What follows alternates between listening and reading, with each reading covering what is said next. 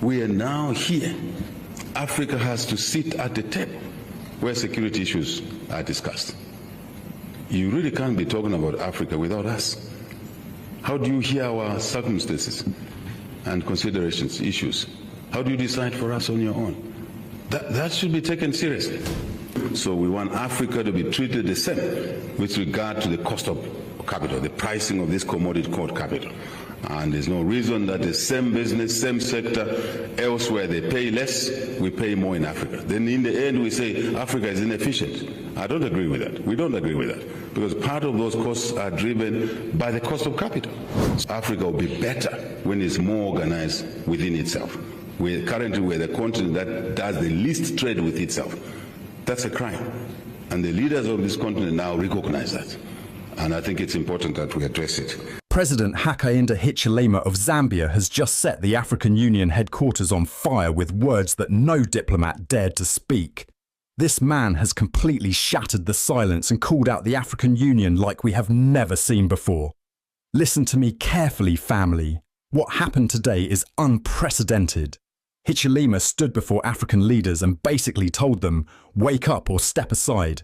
He didn't sugarcoat it, he didn't play politics, he dropped the hammer on the entire continental body and exposed the uncomfortable truth that we've all been whispering about, but nobody wanted to say out loud.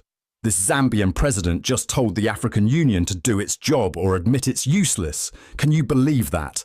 But here's where it gets even more explosive, my people. Hichilema didn't stop there. He went straight for the jugular of Africa's greatest shame, our trade relationships. He called out African nations for abandoning each other economically. We're out here trading with Europe, America, China, India, everybody except our own brothers and sisters next door. It's madness. It's economic suicide. And Hichilema just exposed it for the world to see. Before we continue any further, you need to hear this speech for yourself, brothers and sisters. Let's play it right now. Also for the African colleagues here, this president is talking to your presence so that deliberately we can increase intra-African investment. Tanzanians investing with Zambians in Zambia and vice versa. Mozambicans investing in Mozambique and Zambia together. Ghanaians, as it were.